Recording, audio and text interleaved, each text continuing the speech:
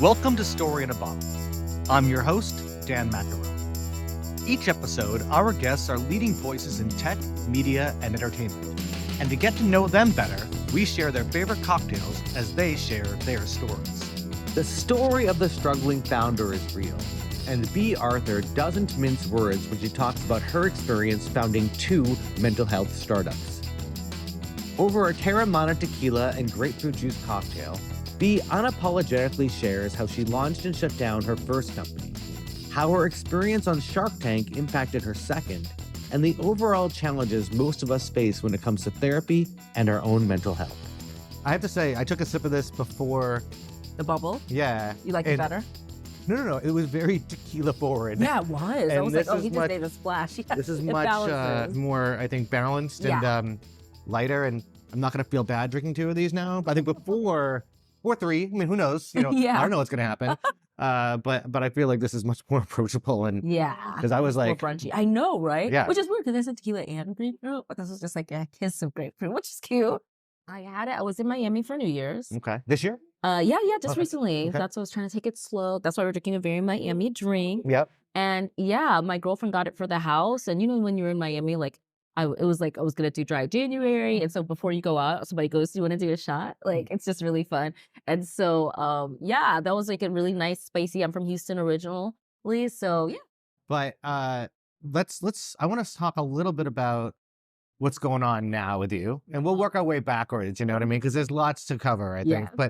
But you have your current startup because you've had other startups in the Yes. past. Yeah. And weird question: what makes the difference different? What drove you to start it, and tell people what it's all about? Yeah, so the difference is a journey. This is literally my origin story. So for 5 years, I did Pretty Padded Room, which became In Your Corner.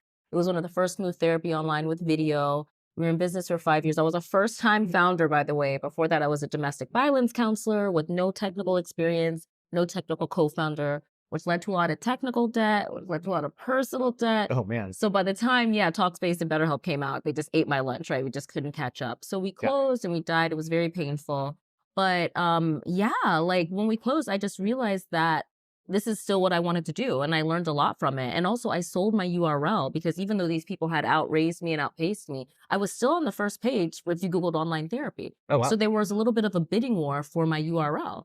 And I met with a lot of these companies who had like 10x the engineers that I did and like infinity x the funding. And some of them still hadn't made my numbers. So I was like, you know what? I'm going to finish what I started. Maybe it was this, maybe it was this. I'm going to finish what I started. It's hard for founders like me. So I figured since I was the first to do it with video, I should be the first to do it with voice. Mhm. And that's how the difference started. This was 2018. So when did in your corner end? In Your Corner ended in 2016. Okay, so you have a couple year 2011 break. and 2016, yes. I wrote about failure a lot. I kind of became the failure girl because I I was in saw some of those therapy. articles. Yeah. I was like, damn, can I do something else? Like, y'all said fail forward and fail fast. That's what they love to preach. But when I do it, I'm like, I'm super hot. I have other interests. Like, Yeah. I'm not the failure girl. But failure really is important. It really is part of the recipe because I came back smarter and stronger. And I was able to, since I was the first to do it with video, I should be the first to do it with voice. This was 20. Now it's interesting that you did video first and then voice. Like, Yeah. Why is that? Well, when we first started, this is 2011 when I first started in startups. Yeah. And people were still on Facebook. You know what I Yeah. mean? Like, Oh yeah. this was ancient. There was just Skype. People don't even use Skype anymore, right? And Yeah. so, because I was a therapist, people would always ask me for a therapist recommendation in different states. I was doing a lot of media at the time. And I just felt like we don't need to be in the same room because when I would go to therapy, the hassle was getting across town, waiting in the lobby, like a 45-minute session all in would be like almost 3 hours. Oh yeah. And so I just feel like let's just get to the goods, like if I have time, especially for people with kids or people with busy jobs, like let's fit it in, we can get it in versus traditional therapy is once a week, 5 o'clock. So I was just like all about the convenience, right? We were entering the convenience era, the gig economy era. And it just made sense to me. I still looking back, don't know why so many people doubted me. But when COVID happened, everyone was home and depressed. And finally, everybody was like, haven't you been saying something to us? I've been beating the drum for online therapy for over a decade, you know? And so my coach says I'm too pretty to be petty. So I have let it But go. even you have a coach. So, you know, Of course. you have someone who helps you out as well as you helping other people out. And that's my thing. Like, it's so good to me as a practitioner in the space, as somebody who has a therapist and a coach and an acupuncturist and 2 boyfriends. You know, I really want to feel good. I want to spread the gospel of feeling good. And sometimes therapy is really good for help cleaning out all that gunk, helping people heal and really enjoying their lives. So yeah, I'm like, till the day I die, I will be about mass market mental health care for sure. Wait, so where do the 2 boyfriends fit into that? I just feel like, so I just turned 40 last year. 2 things happened last year. 1, VC slowed down to a halt. 2, I burnt out for like the 4th or 5th time. And 3, I turned 40 and I just looked up and I was like, it's not just another year. This is a whole other decade. Yeah. And I want to do it different.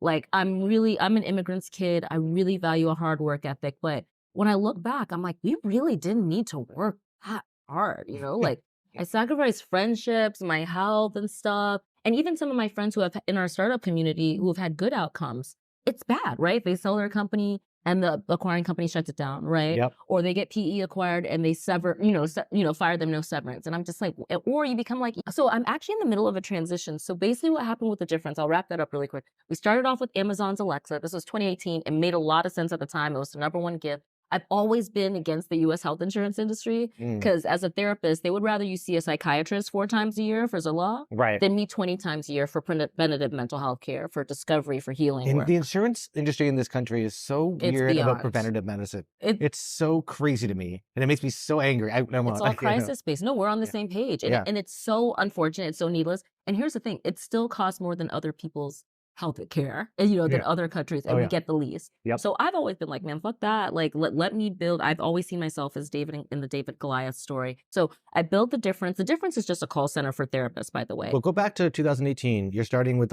Alexa. We started with Alexa. So how does that work? So the reason I started the difference, when Pretty Padded Room died, and I'm very open about this, when Pretty Padded Room died, I was suicidal, right? I was in business for 5 years. It was like the longest job I'd ever had. It was what I was known for. I had paid my payroll instead of my rent for the last year. I was getting evicted and it was so painful. And so I'm very open to say this because I'm a therapist, that I called the suicide hotline 4 different times. And it's free. You know what I mean? It's a free national service. So 2 times they were terrible, but 2 times it was really good. And I just got to get my thoughts out of my head, the energy out of my body so I can get on with my day. And I was like, damn, I wish it didn't have to only be in crisis. Yeah. Like, why can't you call them petty moments and little moments? Like, just like, so you can diffuse some of that pressure. And that's literally how it started. Like, I was literally like getting evicted and cleaning my apartment, getting ready to leave. And the name just came to me, that the right talk at the right time can make all the difference. So I built a call center. The whole thing is built on Twilio, but I've always been trying to get it around having health insurance or having $200 an hour every week. Right. You know what I mean? Because that's just not accessible for most people. So I went through Amazon because Amazon was the #1 gift. At the time, Berkshire Hathaway had announced a partnership with Amazon. And what I've learned from my previous startup is don't try to build it to make an impact. Build it to make money, right? So I just said, okay, who could acquire me? How can I get the biggest distribution channel? Amazon made a lot of sense. I got grandfathered in. We built the very first Alexa skill for therapy. I'm very proud of that. Cheers. Give it up for me. Love that. Your girl sees an opportunity. I'm a hustler. No doubt. I will always eat. Like, I'm a lion. So I literally walked ass backwards into this. I'm actually wearing my friend Julie DeLoca.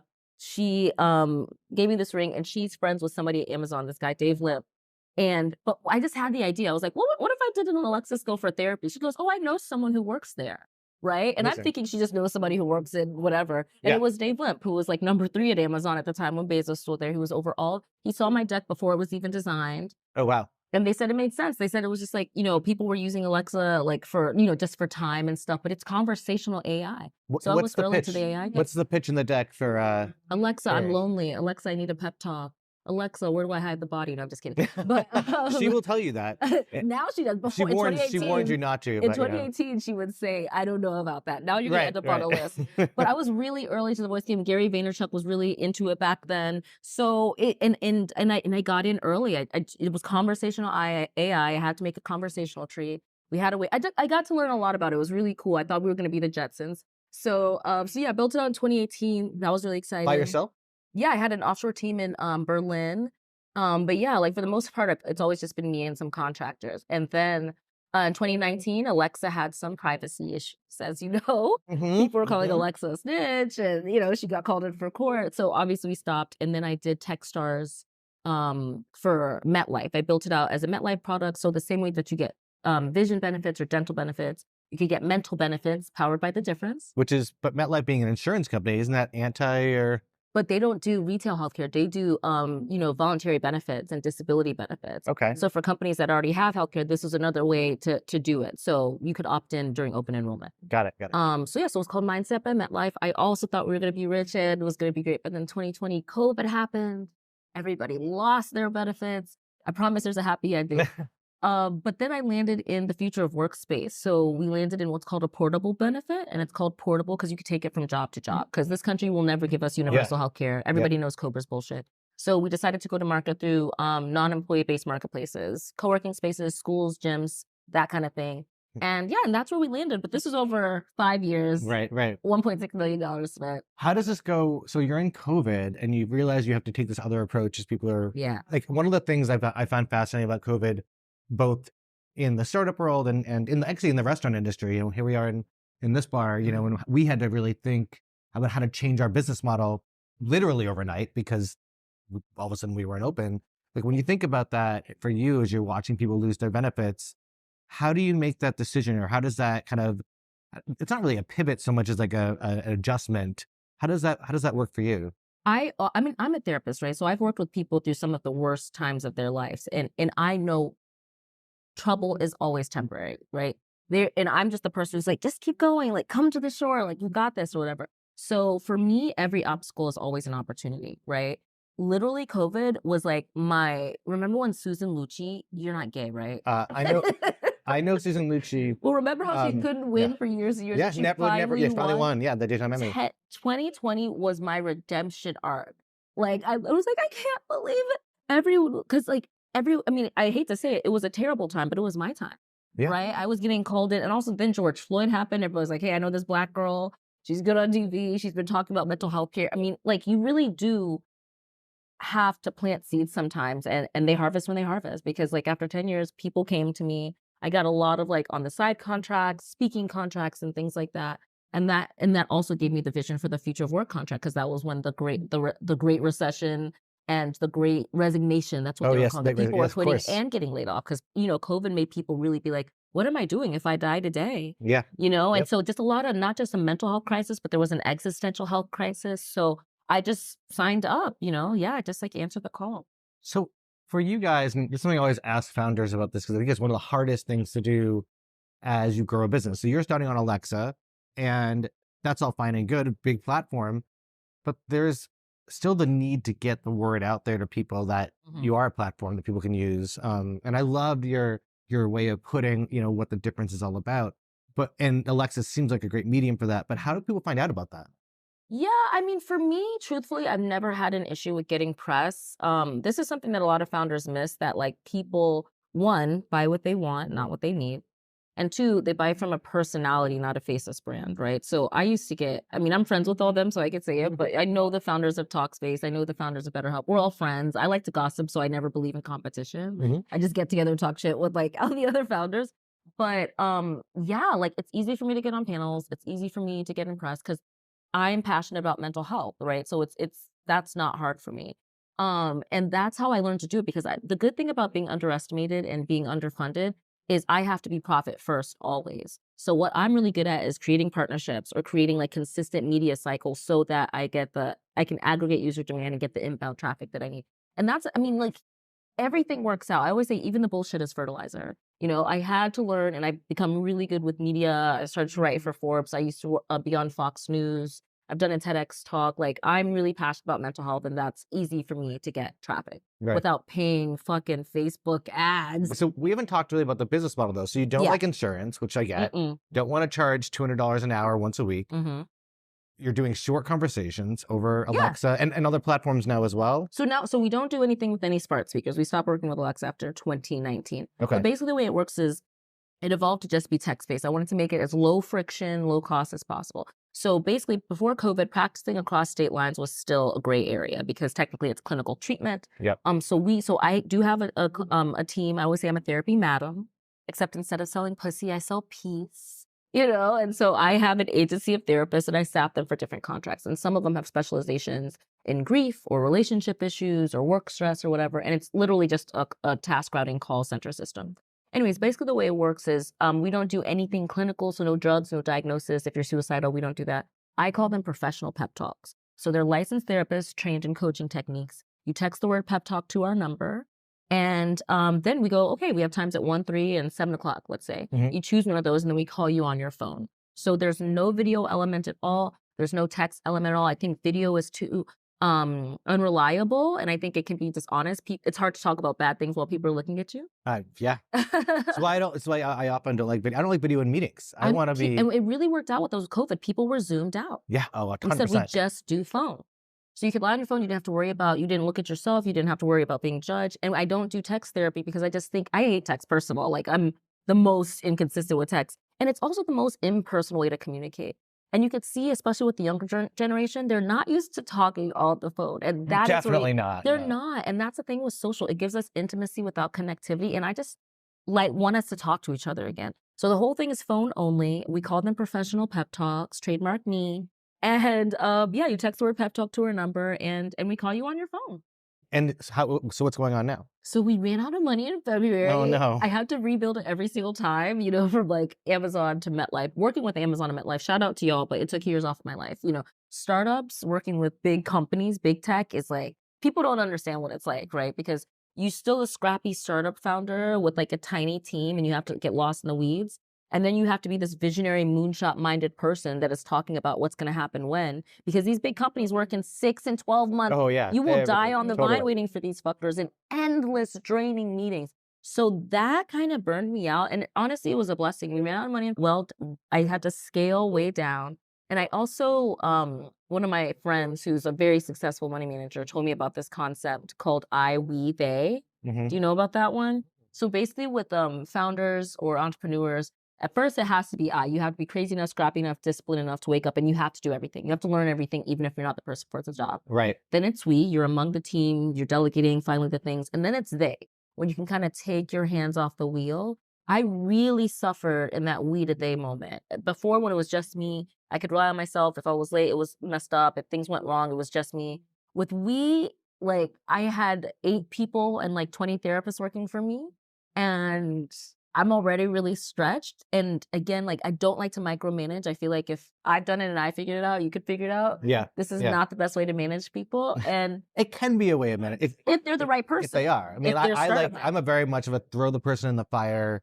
And if they can't cut it, then maybe you're not right to work with me. Exactly. Which is okay. Which is okay. And then you have to be quick about it. Me as a woman, me as a female founder, I've had shitty bosses. I really wanted to be, I'm a therapist. Right. So I want to understand, how can I develop you? A lot of people took a chance on me. This is a mistake, y'all. I am always team hire slow, fire fast, because I was overpaying these people, teaching them, taking work back. Yeah. Slow down. So, I just made a lot of mistakes in that time. And then, tech teaches you like hire good people and overpay them. Some people are great. I've been mostly blessed. I've had a lot of really talented people. I like to be impressed. People who can teach me stuff. But then you also hire people because, you just need somebody for that position. Right. It's an easy enough job. And then also after coming through like this mental health renaissance, people want to work with me because I'm a therapist and visionary and stuff like that. But people with ADHD, guess what? Why are you telling me about your ADHD and not your KPIs? I'm friendly, but I'm not your friend. I'm a therapist, but I'm not your fucking therapist. And this happened to me a lot last year when I had a team of 8. And you're not their friend. You are their therapist. I'm not their therapist or their friend. I'm their boss. I'm paying them to do a job these are not. for me. I'm sorry, these are your employees. No, my employees. When we grew and I started hiring because it was time to go fast, we finally raised money over all these years. I raised 1.6 with this company, which, as Black women, there's like not very many of us who've raised over $1 million. With my previous company, I only raised like 400. And with this company, I raised 1.6. And that was over 5 years and it was a struggle. And I hired people because I always wanted a team, but as much as they tell you to be sexy, move fast, and break things, it really is smart to just do one thing at a time. Hire as needed, because then you're paying $5,000, $8,000, $10,000 a month to people, and they're just waiting for this. It's just it doesn't make sense to have people on payroll who don't have anything to do yet. And sometimes it's okay to bring in freelancers for that, or contractors or whatever for that reason. Fractional became popular during COVID because of that, which is always how I had naturally been doing. But then, you listen to investors and they're like, hi, I just really got lost in the sauce, to be honest. So after February, what did you pivoted again, or what did you do? Well, I'm an obsessed, crazy person. Unfortunately, founders are just, I feel like Frodo in Lord of the Rings sometimes. Like, I feel like I cannot rest until everybody has access to help. Because honestly, the reason I've been able to get this far, I'm close to my family. I have a lot of founder friends I talk to about this. And so many people tell me every day that they don't. 1 out of 3 men say they don't have somebody to call on a bad day. Yeah. Right. And this is what leads to crisis and homicide. Men are really struggling in the system. Like 80% of suicides are done by men, 80% of homicides are done by men. And I also started doing a comedy show with Roy Wood Jr. from Comedy Central. He was on The Daily Show for several years. Shout out to Roy. Roy's hilarious. Yes, yeah, he's a good friend of mine. And we have a show called Tribulations where they have comedians come on and give very funny but terrible advice. And I come on and give the professional advice. And we've been touring with that for the last 2 years. So I've just been always in my heart, I just want people to have what I have. And I know the value of what it's like to be connected and supported, because the troubles are inevitable, right? You just need a community to see it through. Yeah. So what happens? So February last year, I ran out of money. I was obsessed. I was Goonies, never say die. And I was telling my team, because I've always found a way to get money. I did not know that the market was headed where it was, which was like nobody. It was a bad time, yeah. Unless it was AI, and even then, nobody was getting money. So I kept it open. I had to pause my team, pause services. It sucked because I can't even talk about it. We just launched again. We had a really big pilot with the Freelancers Union, which has over 500,000 independent workers. Big fan. Yeah, exactly. We were going to be their mental health partner for portable benefits. Independent benefits was coming up, but things were changing and we didn't know. So we paused it for a while. And then, but what I've always done is I just get on the talking circuit. So set up a couple of corporate social responsibility initiatives. So for sober people, we were doing this thing where if you wanted to sponsor people in their first 90 days of sobriety, you could sponsor that through The Difference, right? Oh, so we nice. had a partner for that, but it was all at cost.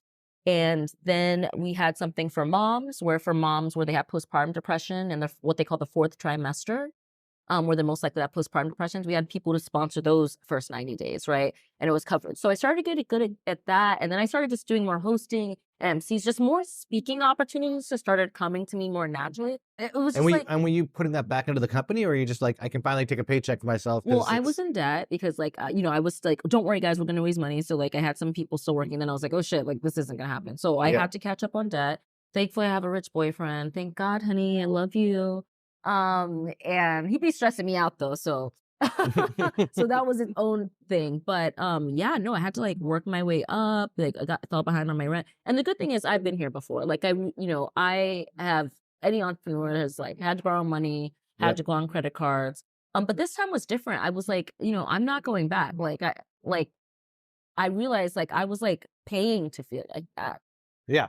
You know, I had to do my taxes. I was looking how much I paid out and how I was still working. And I was it was just a lot of wake up calls, It's and very frustrating. Very frustrating. And I was grateful for it because I was I'm not sure I want to do this. I'm very dedicated to the mission, but I could do it for these small campaigns, right? I can do it for these communities that I care about and get the whole thing covered. I love people. I don't like managing people as much as I thought I would, as much as I used to. So you kind of not regressed it, but reverted to a more, focused thing. Yeah. Just really just slowed down, got still, and just really asked myself what I want. I still want the difference to exist. If I think about it, I'll even cry. And the worst part is whenever I do one of these talks or these shows, people are like, P, how could I find a therapist? I wish you were my therapist. So I know the need still exists. On the other hand, if I put on my white guy hat, right? Let's just do the numbers. BetterHelp is struggling, BetterHelp is doing well actually, but Talkspace, IPO, they're a penny stock now. Yeah. You know what I mean? Even the big ones, Spring Health, Modern Health, the ones that have big enterprise contracts, they're still not profitable. And because mental health marketplaces are tough in general. But with our marketplace, it's a lot of turnover, right? The whole point is to feel better and leave, right? So people churn out at least 3 to 6 months, right? And then also really high compensation. On the therapist side, good therapists want 200, 300 an hour. So it's hard to make it sustainably profitable without having one of those big soulless contracts. So I was like, you know what, fuck it. Maybe it should be an impact vehicle. Maybe I should be going for grants and contracts. And more importantly, now we're getting into content. So what happened last year was what are my natural gifts? I'm getting paid to talk, and that is so much easier than managing a team and building a tech product out.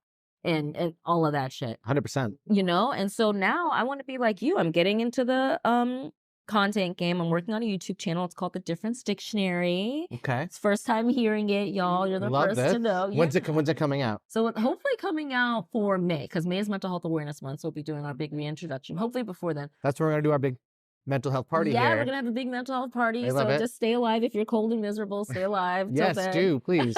Come party with us. But yeah, so the Difference Dictionary, it's called the Dictionary because we remove the mystery around mental health from A to Z. I love that. And so yeah, I'll do little videos on like everything from anxiety to adultery, you know, like bipolar, but also betrayal, you know, like all the things that are affect our mental health, not just like the clinical stuff. Because I feel like there's kind of a backlash to mental health right now. So What do you mean? I think people are kind of like, it's kind of like how diversity is having a backlash and pronouns are having a backlash. Like everybody's like, I didn't ask. I didn't ask is literally a response I have. I to don't that. want to feel bad all the time. Like, I didn't need to know about your trauma, your gender, your racial history. I did not ask. And also, it doesn't get you what you want. Like, when the DEI thing was happening, I was like, dummies, because I've been in this game for a long time. I came up before Me Too and before BLM, right? So I've heard some shit, right? But guess what? If I would have went to court and cried about every little thing, I would be still in court instead of on TV. You know what I mean? Instead of at the plaza. And there's some things, yes, white men get it wrong sometimes. Sorry. Sometimes? I mean, a lot. But sometimes they're right? Like, yeah, sure. Because I've been around, you know, I have been cosplaying as a startup bro for like the last 10 years. One of my friends one time, I remember, you can learn a lot, right? This is the therapist perspective. You can learn a lot from bad things in tough times. And I had a friend who I was, you know, struggling with fundraising and feeling really resentful, and that guy's getting it and I'm not. And this guy was like, he goes, you know your problem? You're not horny enough. And I was like, oh, I'm horny enough. You want to see my search history? That is offensive to me as a woman and a lover girl. You know, I was like, I am. And he goes, no. He goes, when guys are younger and they're 18 and 19 and they're trying to get laid and they're trying to get girls, we get rejected all the time. I see. All the time. Yeah. But you will eventually get a girl and she'll let you dip it. You know? And he says, you just have to like, you know, not be so fussed about it. I was taking it personally. It was making me stop fundraising. And I wish I had made friends with rejection quicker. He told me, he goes, you know, I had a therapist. I know you love therapy. He goes, but I had a therapist when I was young. And he told me never to say the F word. And that's feelings. Because it doesn't matter how you feel. What needs to be done? I think there is that idea, and I've never heard it put quite the way you just put it, or maybe how he put it to you, of that rejection, whether it be from someone you want to ask out for a date or sleep with or whatever. Or fuck. Yeah, sure. Or, you know, or tequila. have them, you know, write you a check for a startup. Talk to a lot of hoes. And you gotta, and you're gonna say, a lot of people say, look, I've been rejected many times in my life, and you know, it's mostly by women, mostly because I don't raise money, but it's hard out here. No, I hear you. You have to talk to a lot of people to get what you want, you know? And like up until then, school has been very easy for me. Boys have been very easy for me. I hadn't dealt with rejection until I entered the startup space. I hadn't been so dismissed and invisible until I entered the startup space. You know, I was a social worker, I was a therapist, I worked in real estate. So I was in primarily female. My mom is an entrepreneur. So I had never felt that. And it was important for me to understand that and learn the language, learn how to move, learn how to not let things get to me or slow me down. So I'm grateful for all of it. Well, let's talk about some of those things that like you kind of that built you up to be who you are. You think back to like growing up in Houston. You said your parents are immigrants, or my family's from Ghana in West Africa. So and Ghana's having a renaissance right now. But yeah, first generation. Both of my brothers were born there, and then I was born in Houston. And so I was born and raised in Houston, Texas, just like what Beyonce. Brought them to Houston? So Houston is actually like, even though people talk shit about Texas, and it can be racist, but people used to be polite about it back then. But it's actually very diverse. So like, because Houston has one of the best Houston is diverse. Houston's very diverse. For sure. Insane. So because it has one of the best cancer centers and a big hospital town, you have a lot of immigrants. Oh yeah. And then it also has a lot of oil. So you have a lot of immigrants. So a lot of big businesses. And there's a lot of brown and black and Asian people in middle and upper class. So people will still be racist, but they'll still have black and brown friends. Yeah. Which is almost better. That tracks. Which is almost better because I went to undergrad in Boston and that was the first time. You went to Emerson, time. Right? I went to Emerson, shout out to Emerson. But My yeah, my hometown. you're from Boston? Yeah, also a racist town. So it's like, Yeah. No, I literally had people crossing the other side of the street, like in Cambridge and stuff, and I never had that happen in Texas. Yeah, I always feel like well, so let's talk. I mean, so Houston, so Great place to grow up. I found Houston, like the people I met down there were the strangest people I've ever known in my life. And I love them to death. Yeah. And the nicest people. I mean, most accepting Yeah. people. It was a great place. So this is like 1998. Yeah, I was So there. you're probably I in like was- high school with Yeah, it? I was in high school. That's right. Yeah. Yeah, I got kicked out of high school. Talk about that. Oh my gosh. So I went to Lamar, which is like, it was like Clueless. Like it was a huge school, like 4,000 kids. You had the jocks, you had the stoners, you had the skaters, all that. And I love that there were actual buckets like that. no, you know, literally yeah. the athletes, the like ROTC, it was a huge school, huge diverse school. But one of the reasons I became a therapist is because I was really good, really nerdy kid growing up, always in, like spelling bee books and stuff. But then I went through puberty, right? And I got this banging ass body. Mhm. But then I also got terrible suicidal thoughts, like really, really bad. Shit. Really bad. My hormones beat my ass, right? So my parents are African, and in Africa, kids are very obedient, right? So they didn't know how to deal with me. I was talking back. I was making good grade school, but I was like throwing stuff at teachers. I was talking back. So they didn't know how to deal with me, but I didn't either, Yeah. And like I said, good things always come out of bad things, because I was like, I got kicked off the cheerleading squad. It was pretty bad. And so I got kicked out. Was it a private school? No, it was a public school, but I was it was in the magnet program, so I was on there by privilege, and I got kicked out, and the school I was zoned to wasn't good.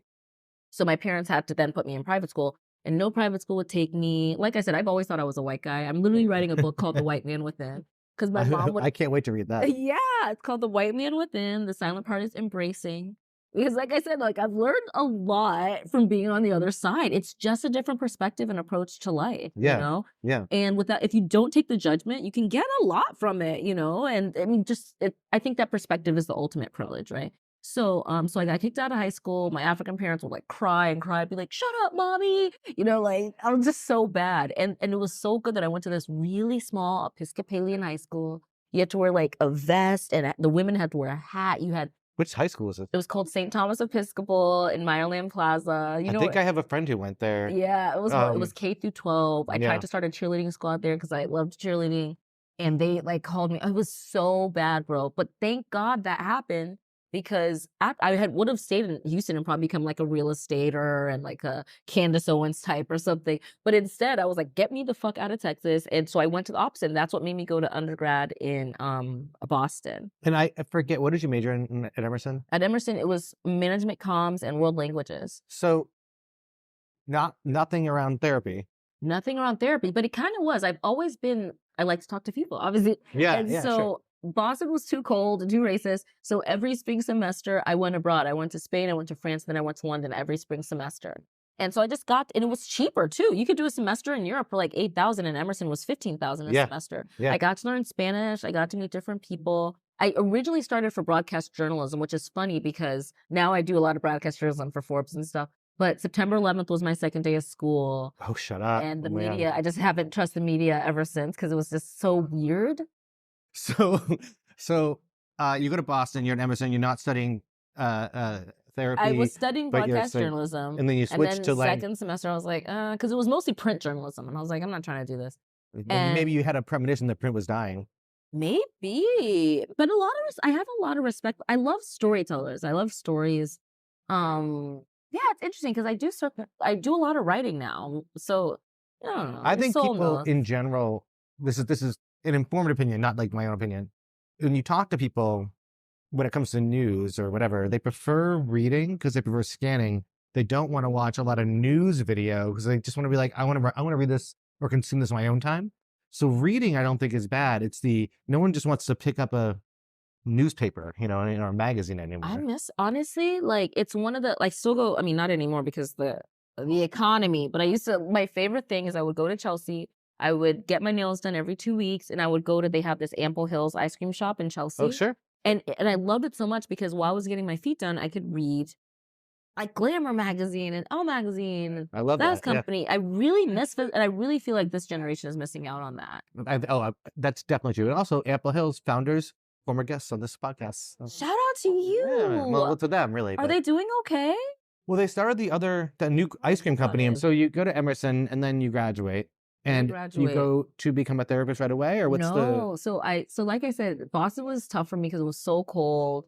And I was just like, when you were like, New York, that's much less cold. I never thought I would go visit New York because my best friend she went to Pratt. So I would go to God, oh my God, I feel so old now because it would literally be in bars like this. We come to visit, they never carded. But I spent a lot of time in Europe. We card, you guys. For the record. But no, I spent my last semester in London. And whereabouts? In our apartment actually was randomly in Oxford Circus, but my the middle of everything. Yeah, like I could see Marks and Sparks and Topshop like from my window. I used to live right by Marble Arch. Oh, it's so beautiful over there. I love London. Me too. And that's the thing. So London made me realize that I was a city kid. I always thought I'd go back to the suburbs or LA. Everybody from Emerson ended up in LA. But I ended up my last semester of uni, I was in London. I thought I was going to stay there. Then I didn't get my visa. I didn't want to go back to Texas, so I came to New York. And what's the goal? You come to New York, 2005. It's kind of a internet ice age at the time. Oh my God. And this is, if we have any listeners in their 20s, I'm telling you, bro, just feel that shit out. The best thing about New York that I could not have been as successful in Houston, as great as it was, or as Boston, because anything you want to do and anybody you would want to meet and anything you would want to learn is here. Right. Everybody has headquarters here. There's so many different kinds of people. So my first year in New York, I didn't know what I wanted to do. I've always been about the impact. My very first job in New York, I was living in Greenpoint, and I was one of those, do you have a second for the environment? Oh my God. I swear to God. That's such a hard job. But I also stopped Adam Levine. All right. In the West Village. And now I work with his mom. Shout out to Patsy. She is at Your Mom Cares. I'm actually going to Your Mom Cares. Check out yourmomcares.org. It's Your Mom Cares about your mental health. They're a fantastic nonprofit. Do it. It's Adam Levine's mama, Alicia Keys' mama, Jonah Hill's mama, and they're just moms that care about your mental health. So really fantastic mental health organization. But anyways, that was my first job. And I was very ambitious. I had no plan. Were you living in 2005 in New York City? 2005, I was living in Greenpoint. It was nothing like it is now. No. Nothing. It was a bunch of Polish people who were really nice. They actually aided and abetted my alcoholism. So I remember I used to get sick all the time. And this lady from this Polish coffee shop would make this thing called the Bear B. I fix for you. And it was like steamed milk and honey, which is delicious on its own. Full fat milk, none of this almond milk nonsense. And then put whiskey in it. And this bitch would give it to me in the morning in a cup. And she would watch me drink it. So I was living in Greenpoint, I was temping, and the beauty of temping, just try a lot of things. It doesn't matter if it doesn't fit. You get to learn what you like. Mm-hmm. And that's all that matters. It's not about finding your purpose. If you want to be successful, it's about finding what you like or tolerate and what you're naturally good at. Yeah. I'm naturally good at sales. Anything client facing, I'll talk to you long enough and you will want to do what I do. That's how my sales work. So I worked in, do you have a second for the environment? I thought I wanted to do nonprofit. Yeah. I worked at a nonprofit in downtown Brooklyn that was founded by Peter Gabriel called Witness. And they would do documentaries for stuff. That's great. That's a great job. Yeah. It was really cool, but I found out all nonprofit people are independently wealthy. They have to be, I think. You have to be, because I was like, wait, you're telling me that I have to have a master's and I'll still only make $28,000? Unless you get to the top. At the top of nonprofit, you make money. Then it's a whole racket. Yeah. So, which is what I'm trying to get to now. So shout out to any donors who want to hit me up for Curing Mental. So I realized I wasn't going to survive a nonprofit. I was a personal trainer briefly. I worked for Bloomberg Terminal. Remember Bloomberg Terminal briefly? Yeah. I was in real estate. I worked in art galleries over in Chelsea. So you had to get your real estate license? No. I started off we did new development. So new development is when the building hasn't been built yet. We actually took over one of the Trump properties on Riverside. So it hasn't been built yet. You just showed them a mock kitchen. And sure. Yeah, and they had the floor plan. And so that's how I became a therapist. People would come in. They have to think 2 years in the future. Real estate is a very emotional decision, especially on the Upper West Side. It's usually their parents' money. And so I like to gossip, right? Because I'm an immigrant. Immigrants like to gossip. So I'd be like, do you really think you want to have kids with her? Like, do you really think you're going to be with him in 2 years? And from that, just gossiping, I got so many referrals. And I was 21 making $70,000 plus commission. All the other agents would be like, how are you getting so many people? And I was just the admin. How do you get so many people I was easy to talk to. And I'd also be like, you don't need it. 70,000 was a lot in like 2006, 2005. It's a lot when you're 21. Like, it didn't matter. Yeah, totally. It didn't matter. And I was not selling. I'd be like, I don't know. Like the rooms are a little small. I'm from Texas, But like, just think about it. Yeah. Think about it. And that's how I got referrals. And finally, cool. one of my clients was like, you're really good at talking to people. People like and trust you. You should be a therapist. There happened to be a girl there who was also part-time agent rentals. I was doing new development.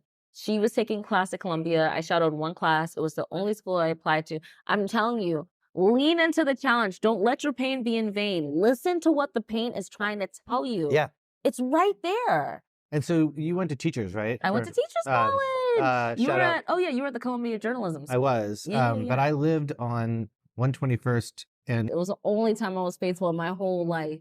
And I regret it. But you know what? You're honest about it, and I think that's a good thing. Yeah. And honestly, it was my karma. I've cheated on a lot of people, so I get it. What do you think about that as a therapist? Well, now the whole thing is about poly. Yeah, sure. And, honestly, I get it. Like when I was in my 20s, like I've been engaged a few times, I've dated a lot of people. And, when you're younger, it's really frustrating. You're in your 20s, you're hot, you've been taught the Disney princess story. Why don't these guys want to settle down? Especially in New York, these guys are hoes. But I'm curious, but I'm just like, I think your openness about this is so fascinating because as a therapist, like, do you feel like... I have no judgment for people. Which is, well, that's good. Everybody, I have literally worked with murderers. I shouldn't say that, forgive me. People who have killed people. A man is not defined by their worst moment. Like, I don't know. Killing someone is not a murderer? I think that's somebody who has killed someone. If you're a serial killer, then you're a serial killer. But which is also a murder. Yes, but there's different. This is what I'm saying. The need for nuance. As a therapist, people have told me things they haven't told their parents, their sisters, their friends. And I'm a safe place because when you have judgment, you have punishment. And these people are usually punishing themselves. Everybody has stuff. When you're a kid, you don't know better. When you're in your 20s, you're fucking dumb as hell and you're moving like an adult. Like, you don't know better, right? If I don't allow you the space and the grace to figure it out, how are you going to get better? I think that's a really good point because I think, first of all, like we've all have had our wild phases, let's say. I think the way to put it is I hate people when they say they have baggage. I'm like, no, we all have history. We all had a life before whoever we're dating, whoever we're friends with, whoever we work with. Yeah. What's on the internet. Like, we all have that. Different phases. And it's really hard, I think, for people not to judge that because there's always context. It's an isolated period of time. Of course, exactly. And I think it's something that, like, it takes a while to get there as a person. Yes. Even though we all have it. Yeah. But it's hard to well, you have a different one than I do. It's like, well, who fucking cares? I almost think it makes me a bad therapist now because people will come in and they'll tell me something that is terrible to them. And I'm like, it's not. Like, I've been that. I've been a selfish person. I've been an unfaithful person. I've been a judgmental person. I've been so how can I not give you that grace? Like, all the better, actually, I think, as a therapist, because you're not sitting there being like, I don't know what that's like. You're like, some people come in and they want to beat themselves up. I'm not going to give you permission, right? Yeah. I'm going to give you accountability. And we can talk about that. I used to work with addicts in recovery, right? And it was really tough. These people were sober now, this and that, but they don't remember what they did to their children, their partners, their jobs, their reputation when they were high. Yeah. And they're just like, I don't understand. And I'm like, yeah, like you want to be a good mom now, but you weren't then. Right. I can't tell your kids to forgive the things that you did that you don't even remember. So when you decide to go into therapy I love therapy. And I know that we might skip ahead a little bit here, but like, I know that after you graduated, you spent some time in other places, but eventually you worked with, domestic violence. Yeah, my favorite job ever. I think about this. I had I'm going to say privilege to work with an organization called the Childhood Domestic Violence Organization. I worked on their website and helped them kind of figure out how to communicate that people should come in and get in touch with you. They no matter what age they are now, but I think about this a lot because it is something that is near and dear to my heart. Thank you. Well, of course. And talk to your friends. Well, but I want to hear your story here. And walking into a situation like that, and I know you'd been a therapist for a little bit before that, but what, that must be a whole different world. It was my easiest job. It was my easiest job. Why? So I used to work in community mental health, which means you have schizophrenic people, you have kids who are mandated by court to be there, you have elderly people, immigrants, all sorts of really tough life stuff. And again, when you first graduate, and even though I went to Columbia, they throw you to the wolves when you need to get your licensing hours. So I'm 22. They taught me about the here and now just all this floaty theory stuff. And these are people with real shit that I'm like, oh my God, Yeah. So when what got domestic violence, what I loved about it is they weren't crazy, but their lives were crazy. And my agency worked with people who had already left. Like, we couldn't work with them unless they had an order of protection and they were in shelter or away from the abuser, because it's so easy to go back, right? Because they've been brainwashed, controlled. So as somebody who likes to see results, or as somebody who likes to feel their effect on the work and the effort that they do, that's why I'm a founder. It's nice to see, because when I worked with addicts, like, there's not a lot of wins. It's a really tough disease to beat. People will go back to that a lot. And as much as I say no judgment, it's hard. You feel like you're not good at your job, right? So with domestic violence, they're away from the person who is like draining their life force. Their kids, you go to court with them, get their custody stuff. I used to work with women who would hide under the desk when I'd go to family court. I had a lot of undocumented Latina ladies, and they didn't know they were in domestic violence until they came to America. These are women who had 3 and 4 kids and had never heard of consensual sex. You know what I mean? Like, their moms got beat, Yeah. And these are good Catholic girls who would like pray in the room. And I would get to tell them cool shit like, God forgives, I don't. I used to think it sounded so cool, because they'd be like, Beatriz, it was all in Spanish. I have to forgive him. I was like, no, you don't. Like, I don't. Yeah. And just like being able to empower women and like get you out of the situation, and their lives improve very quickly. You get them Spanish language, you get them a job, you get their kids in a different school, and you get to see it turn around. Versus with addicts, like, it's a lot of losses, right? Mm-hmm. Chronic illness, it's a lot of losses. I used to work with cancer treatments as well. It's a lot of losses. So I loved domestic violence because, like, my agency, which is closed now, we help them get papers, we help them get jobs, we help them get English and stuff. I loved it so much. You actually get to see the result of your work. Yeah. I loved that work so much. I also worked in the New York City public school system, and same thing. You can see where you're needed, right?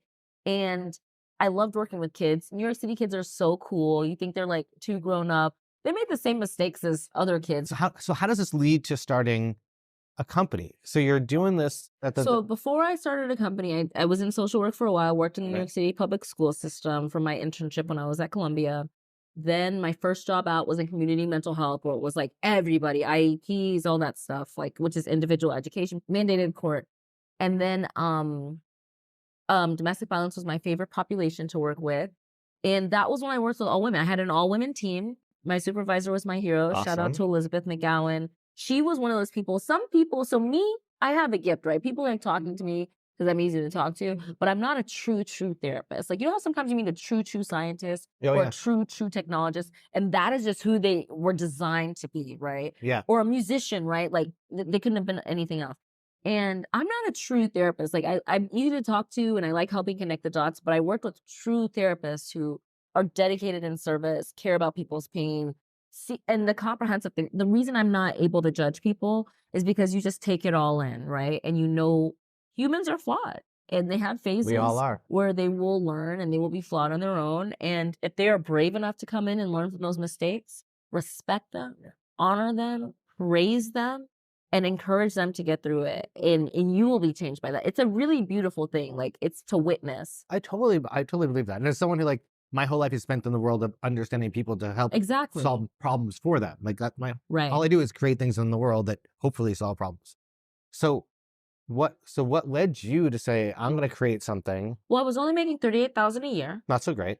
Less than the 70 you making as a real estate person. I mean, exactly. And I had took all this debt, and I wasn't like, some people at Columbia had made more than that.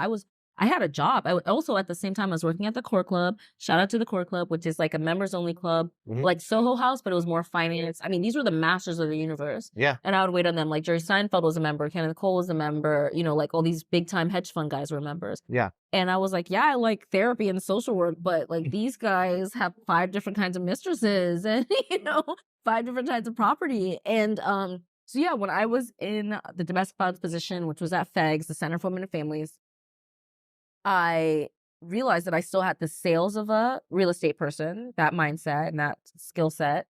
And then I also just had the cost and the interest to get people to love what I love. And that was the thing. I became a therapy pimp, as I said. Like, I was in real estate before that. I knew how to do organized, structured sales. Right. And when you go into private practice, there's a cap on how much you can make, right? Most people back then did therapy after work.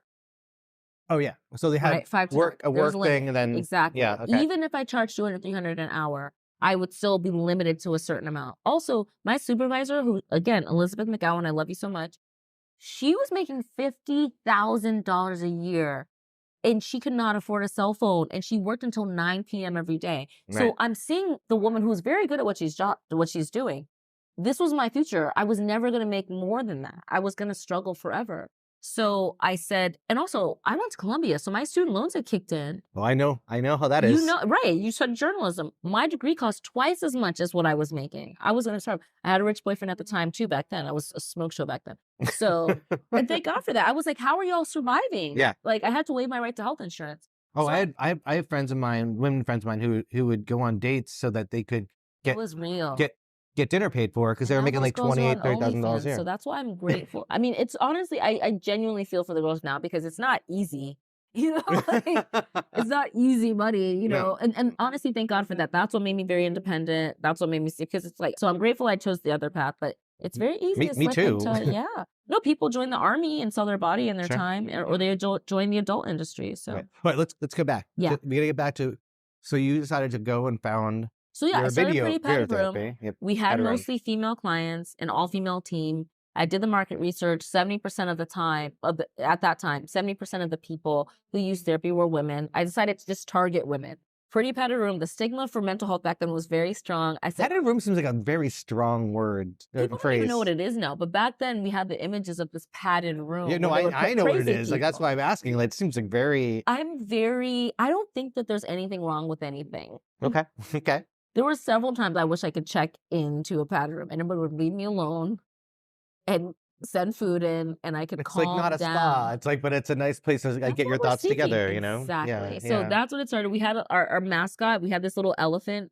That was our mascot. It was called Spanky. It was in the corner, representing the elephant in the room. Yeah. My gift is brand strategy. So I always had these like visions. And even though I had like backlash, like people understood. And in fact, when I rebranded to In Your Corner after Y Combinator, because all the guys in Y Combinator were like, oh, that's racist. You don't have guys, or guys have mental health too. And that was actually the beginning of the end of that company, because when we expanded it to men, women got it. Women had felt like that. Women did not take themselves as seriously as men. So this is a really interesting.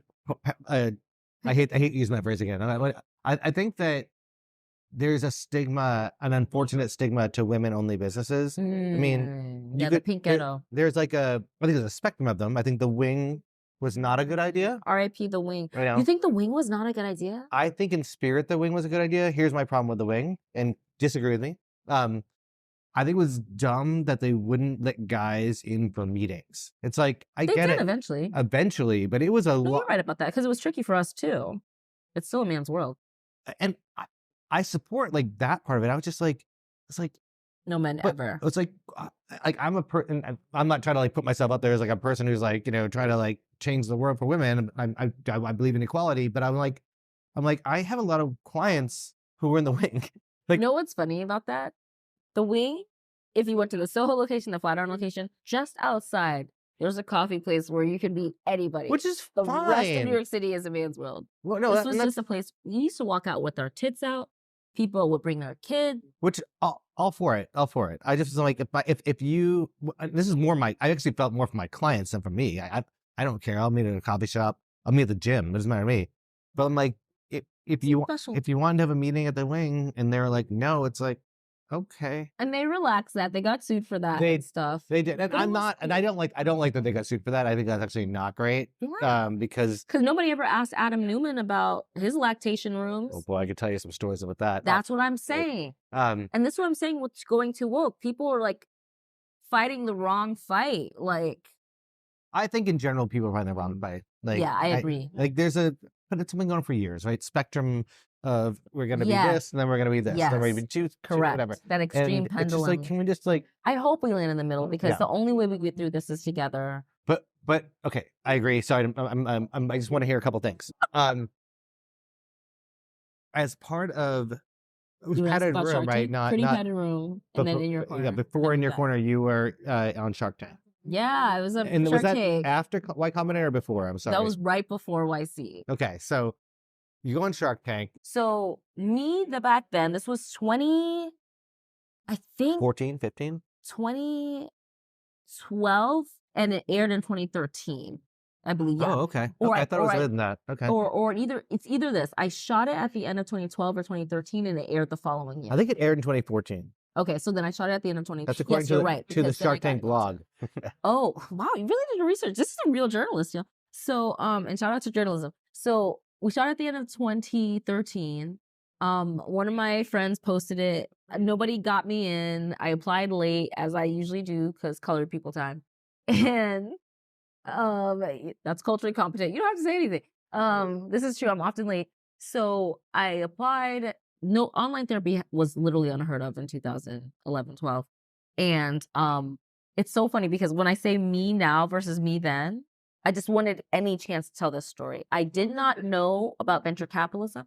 I did not know that you could ask somebody for money for an idea you hadn't built yet. My mom has brick and mortar assisted living centers in Houston, Texas. You have to get it out the fucking mud. So I didn't know about CAC. I did customer acquisition costs. I didn't know that you would pay people to join your service. Like, no concept of that, because I was from you have to make money. So when I went on Shark Tank, and thank God for them, you have producers. They go over your story a lot. They're like, B, you're going to do great. You're going to walk in with your Kelly Bundy and they're going to not see you coming, but you're smart, right? Like, because I was in magazines at that time. I had never talked to an investor or a venture capitalist. I had never heard of Shark Tank. You just start this on your own. I thought it was Donnie Josh's. I was literally working with an overseas team, doing everything myself. Funding it yourself. Yeah. And savings? No, I was a domestic violence counselor before that. I was waiting tables. No, you're funding it from your own, savings. I was making $38,000. I had no savings. I had a rich boyfriend who loved me, and I was waiting tables to support my business. But the business was profitable. Yeah. Fair. So I go on Shark Tank. I did not know how to talk to investors. I knew how to talk to media because, again, my customer acquisition channel was talking to the magazines and being in magazines. So I didn't know how to tell the story. I walk on there. My producers are like, wow, when you talk about the business, you really know it. But I didn't know how to talk to investors. They want to hear about the scale. They want to hear about this. They want to hear about unit economics. I didn't know any of that. And yeah, you can watch the episode. I think it's on Hulu. It didn't go great. But the good thing about it was, back then it was just me and my offshore team, and I was doing everything else. It didn't go great. They say, okay, well, 70% of the stuff we tape, I don't know what it is now, but 70% of the stuff we tape won't air. So I figured because it went so bad, I shut down halfway through, and I was just kind of like looking at my toes and was like, yes, ma'am, yes, sir. Oh, I don't know. Oh, man. And I just kind of like deflated halfway through. So I didn't think they were going to air mine. But I said, by the time it does air, I want to be in a different place if it does air. So what I realized is I didn't know how to answer those questions. I was in New York City. I was tits on a stick. I fucked so many finance guys. Shame on me for not knowing my numbers. That's on me. Yeah. So I joined, again, don't do anything yourself. True goddesses, true powerful people know you don't do anything by yourself. There's this myth. I always say in the Valley, they're myths, not legends. Most things aren't done by yourself in a garage. You have to have money. Never. And several people who are good at what they do. And even then, sometimes it doesn't work out. So I stopped doing things for myself. I joined a co-working space. Shout out to the Alley. Ah, love the Alley. I joined the Alley. Those guys. Yeah. I started to learn more about product and stuff. I updated the site. And so by the time that it aired 4 or 5 months later, I was in a different place. We made more that first month than we had the whole first year. And from that on, it was up and up and up. And then I got into YC, where I was the first Black woman, first African-American woman in 2014. And that was how I broke it. And one other question, because it's a good part of the story, is you were named one of Bumble's 100 most, was it influential? Inspirational women. It's true. Which is a specific thing. Bumble, obviously a wonderful, I mean, there's many things I love about Bumble. Yeah. But I think that it's so interesting that like they're putting out a list. Were you a member of Bumble or what's funny is I wasn't. I didn't like Bumble because I'm not good at texting back, and I hated you have to text in 24 hours. Yeah. But Whitney back then, I mean, they were doing some amazing content. Oh, she's an amazing person. She's an amazing person. Yeah. They were doing amazing content, great initiatives and stuff like that. I did a lot of work with them, like from a therapy perspective. And it was really nice. Talk about a great partnership of dating apps and therapy. For fuck's sake. It's one of my favorite campaigns that I've done. I love it. Yeah. Well, listen, thank you so much for doing this. Thank you. I'm sorry this went all over the place. No, you were fantastic. Cheers. Cheers to you. No, we're only 3 in. It's okay. 2.5. 2.5. Yeah. Far throughout our other one. Thank God. That's it for this episode of Story in a Bottle. If you enjoyed this episode, please leave a review for us in the iTunes store or wherever you listen. I'd like to thank our producers at 1459 Production Management and Charming Robots Eric Bowie for his continued production support. And of course, I'd like to thank our guest, B. Arthur, for graciously giving us her time.